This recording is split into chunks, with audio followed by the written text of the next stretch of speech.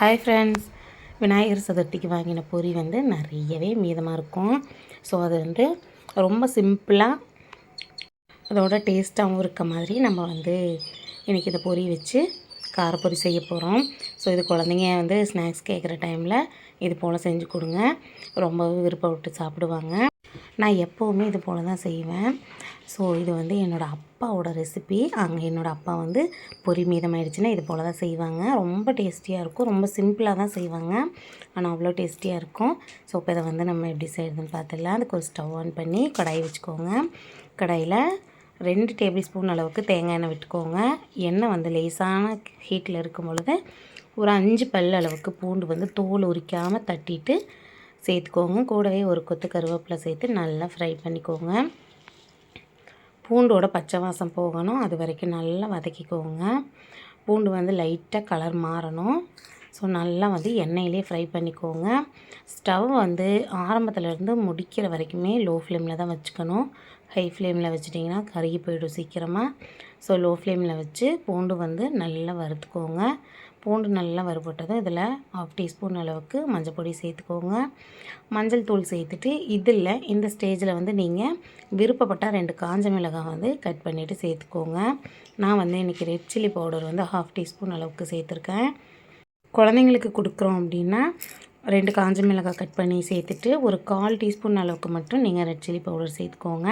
இன்றைக்கி நான் ஃபுல்லாக ரெட் சில்லி பவுடர் தான் சேர்த்துருக்கேன். சேர்த்துட்டு இது கூடவே தேவையான அளவு உப்பு வந்து சேர்த்துக்கோங்க. உப்பு ஒரு 1/4 டீஸ்பூன் அளவுக்கு சேர்த்தாலே சரியாக இருக்கும். ஸோ சேர்த்துட்டு நல்லா வந்து வதக்கி விட்டுடுங்க.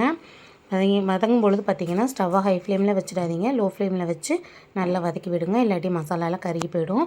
ஸோ இந்த அளவு நல்லா மிக்ஸ் பண்ணி விட்டுட்டு இதில் பொரி சேர்த்துக்கோங்க. பொரி வந்து நான் 4 கப் அளவுக்கு பொரி இன்றைக்கி சேர்த்துருக்கேன். நீங்கள் அதிகமாக சேர்க்குறீங்க அப்படின்னா கொஞ்சம் அளவுகளை அதிகப்படுத்திக்கோங்க. அப்படி கம்மியாக தான் செய்கிறீங்கன்னா நீங்கள் வந்து மசாலாவெல்லாம் கொஞ்சம் கம்மி பண்ணிக்கோங்க. பொரி சேர்த்துட்டு நல்லா வந்து மிக்ஸ் பண்ணிக்கோங்க. ஸ்டவ்வை லோ ஃப்ளேம்லேயே இருக்கட்டும், ஹை ஃப்ளேமில் வச்சிடாதீங்க.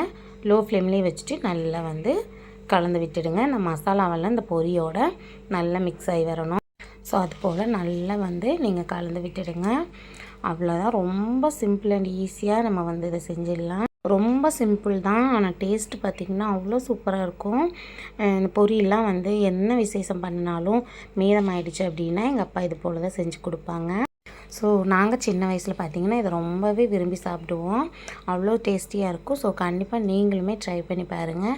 ட்ரை பண்ணி குழந்தைங்களுக்கு கொடுங்க, விரும்பி சாப்பிடுவாங்க. ட்ரை பண்ணி பார்த்துட்டு எப்படி வந்ததுங்கிறதையும் மறக்காமல் கமெண்ட்டில் சொல்லுங்கள். அவ்வளோதான். அந்த பொரியை வந்து நல்லா வறுத்துட்டு ஸ்டவ் ஆஃப் பண்ணிவிட்டு வேறு ஒரு பவுலில் மாற்றி ஸ்டோர் பண்ணி வச்சுக்கோங்க. ரொம்ப நாளைக்கு கெட்டு போகாது. சாப்பிட்றதுக்குமே ரொம்ப கிறிஸ்பியாக அண்ட் டேஸ்டியாகவும் இருக்கும். ஸோ கண்டிப்பாக மிஸ் பண்ணாமல் அதை ட்ரை பண்ணி பாருங்கள். ஸோ அவ்வளோதான். இந்த வீடியோ உங்களுக்கு பிடிச்சிருக்குன்னு நினைக்கிறேன். வீடியோ பிடிச்சிருந்தா லைக் பண்ணி ஷேர் பண்ணி கமெண்ட் பண்ணுங்கள். அண்ட் மறக்காமல் நம்ம சேனலை சப்ஸ்கிரைப் பண்ணி பக்கத்தில் இருக்க பெல் ஐக்கானை கிளிக் பண்ணி வச்சுக்கோங்க. அப்போ தான் நான் அடுத்தது போடுற வீடியோ உங்களுக்கு நோட்டிஃபை ஆகும். இதே போல் நிறைய வீடியோ நம்ம சேனலில் அப்லோட் பண்ணியிருக்கோம். செக் பண்ணி பாருங்கள், உங்களுக்கு யூஸ்ஃபுல்லாக இருக்கும். உங்களுக்கு யூஸ்ஃபுல்லாக இருந்தால் உங்கள் ஃப்ரெண்ட்ஸ் அண்ட் ஃபேமிலிக்கும் ஷேர் பண்ணுங்கள். இதே போல் அடுத்த ஒரு வீடியோவில் பார்க்கலாம்.